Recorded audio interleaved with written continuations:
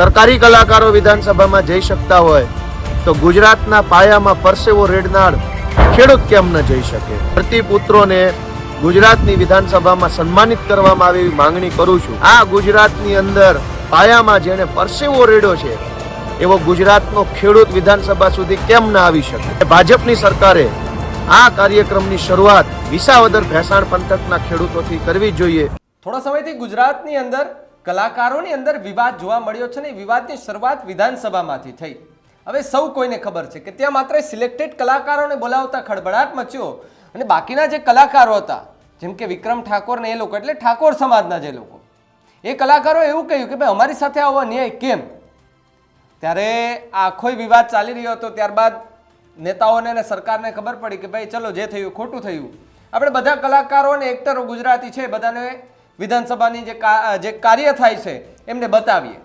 બધા જ કલાકારો આવ્યા પણ વિક્રમ ઠાકોરને આમંત્રણ અપાયું છતાં પણ ન આવ્યા. એટલે વિક્રમ ઠાકોર હવે લડી લેવાના મૂડમાં છે. ત્યારે કલાકારોની ચર્ચા થઈ રહી હતી. એ સમયે આમ આદમી પાર્ટીના વિસાવદરના ઉમેદવાર ગોપાલ ઇટાલિયાનું કહેવું એવું છે કે જો કલાકારો વિધાનસભાની કાર્યવાહી જોઈ શકતા હોય તો જેણે પાયામાં પરસેવો રેડ્યો એવા ખેડૂતોને કેમ વિધાનસભાની અંદર ન લઈ જવામાં આવે? નમસ્કાર, આપ જોઈ રહ્યા છો ન્યૂઝ રૂમ અને આપની સાથે હું છું ભાવિક. પહેલા તો તમે અમારી ચેનલને સબસ્ક્રાઇબ ન કર્યું તો અમારી ચેનલને સબસ્ક્રાઇબ કરો, બેલ આઇકનને દબાવો જેથી કરીને પડે પડના સચોટ સમાચાર તમને તમારા મોબાઈલ પર તરત જ મળી રહે. વાત વિધાનસભાની કરીએ. વિધાનસભાનું સત્ર જો કે પૂરું થઈ ગયું છે પણ જ્યારે વિધાનસભાનું સત્ર એન્ડિંગ ઉપર હતું એટલે કે 5-7 દિવસ બાકી હતા ત્યારે કલાકારોને બોલાવવામાં આવ્યા ને તે સન્માન કરવામાં આવ્યું. દિગ્ગજ કલાકારો આવ્યા પણ એમાં ક્યાંય ઠાકોર સમાજના કલાકારો ન દેખાયા. એ માટે થઈને ઠાકોર સમાજ અને તેમના કલાકારો એ રોષે ભરાયા કે ભાઈ અમારી સાથે આવો અન્યાય કેમ? વિક્રમ ઠાકોરે પણ સભા યોજી અને સભામાં કહ્યું હતું કે ખુરચી દેતાય આવડે છે ને ખુરચી લેતાય આવડે છે.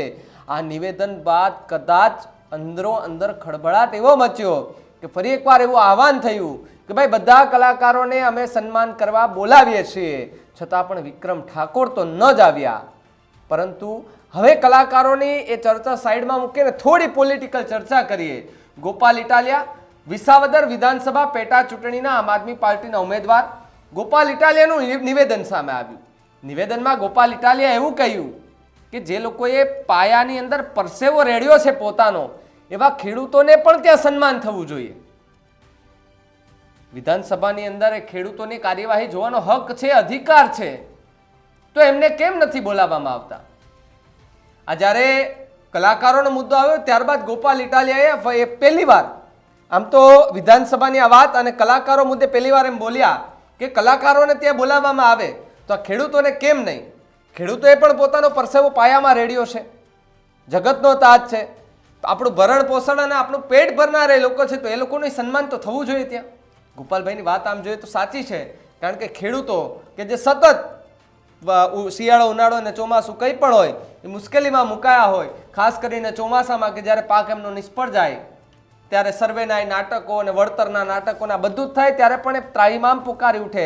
અનેક એવા ખેડૂતો જોયા છે કે જે દેવામાં ઘૂસી જતા આત્મહત્યા કરી લે છે, એનો પરિવાર નોધારો બની જાય છે છતાં એમની વહારે કોઈ નથી આવતું. તો સરકારે એકવાર વિચાર કરવાની જરૂર છે ને ખેડૂત સાથે બેસવાની જરૂર છે અને એમને પૂછવાની જરૂર છે કે તમારે શું તકલીફ છે, ક્યાં વાંધો પડી રહ્યો છે, કયું ભાવ નથી મળતો તમને? પણ સાહેબ જે વચ્ચેના જે વચોટિયા છે ને એ સલાહો આ ખેડૂતોનું બધું ખાઈ જતા હોય છે. ત્યારે ગોપાલ ઇટાલિયાની જે માંગ છે કે સન્માન તો એ ગુજરાતના ખેડૂતોનું થવું જોઈએ, એને પણ પરસેવો રેડ્યો છે પોતાનો. પહેલા ગોપાલ ઇટાલિયાની પ્રતિક્રિયા સાંભળો કે જેમાં એમણે ખેડૂતોને વિધાનસભામાં લઈ જવા માટે શું કહ્યું. નમસ્તે દોસ્તો, હું ગોપાલ ઇટાલિયા વિસાવદર ભેસાણ અને જુનાગઢ ગ્રામ્ય મત વિસ્તારનો પેટા ચૂંટણીનો ઉમેદવાર. ગુજરાતમાં થોડાક સમય પહેલા ભાજપની સરકારે ભાજપની વાહવાહી કરતા હોય, ભાજપની ચાપલુસી કરતા હોય, ભાજપનો પ્રચાર કરતા હોય ખુલ્લેઆમ એવા કેટલાક સરકારી કલાકારોને વિધાનસભામાં બોલાવી અને ભાજપનો પ્રચાર કરાવવાનું કામ કર્યું હતું. આ સરકારી કલાકારોને બોલાવી અને પ્રચાર કરાવવાની કોશિશ કરી તેનાથી વિક્રમભાઈ ઠાકોર નારાજ થયા. એમણે પ્રેસ કોન્ફરન્સ કરી, અવાજ ઉઠાવ્યો અને એણે એક વ્યાજબી માંગણી રજૂ કરી કે માત્ર સરકારી કલાકારો જ કેમ, સમાજના તમામ વર્ગના કલાકારોને વિધાનસભામાં માન સન્માન આપવું જોઈએ.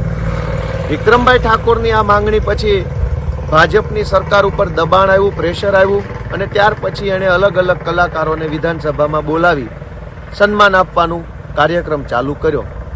લોક કલાકારો વિધાનસભામાં આવે, ગુજરાતની વિધાનસભાને જોવે, જાણે, એ તો સારી બાબત છે. એમનું સન્માન થાય, એમની કલાનું સન્માન થાય, એ ઉત્તમ બાબત છે. પણ હું ગુજરાતની ભાજપની સરકારને વિનંતી કરું છું કે ગુજરાતને જેણે બનાવ્યું છે, ગુજરાતને જેણે મઠાર્યું છે, આ ગુજરાતની અંદર પાયામાં જેણે પરસેવો રેડ્યો છે એવો ગુજરાતનો ખેડૂત વિધાનસભા સુધી કેમ ના આવી શકે?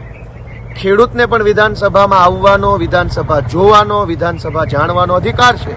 અને એટલે હું ગુજરાતની ભાજપની સરકારને વિનંતી કરું છું કે વિસાવદર ભેસાણ પંથકના જે કંઈ પણ પ્રગતિશીલ ખેડૂતો છે, જે કંઈ ખેડૂતો છે, એ તમામને ગુજરાતની વિધાનસભામાં આમંત્રણ આપવામાં આવે, એમનું માન સન્માન કરવામાં આવે, ધરતીપુત્રોને ગુજરાતની વિધાનસભામાં સન્માનિત કરવામાં આવે એવી માંગણી કરું છું. જો કલાકારો વિધાનસભામાં જઈ શકતા હોય, સરકારી કલાકારો વિધાનસભામાં જઈ શકતા હોય, તો ગુજરાતના પાયામાં પરસેવો રેડનાર ખેડૂત કેમ ન જઈ શકે? તો ખેડૂતને વિધાનસભામાં લઈ જઈ સન્માનિત કરવાનો કાર્યક્રમ ચાલુ કરવો જોઈએ.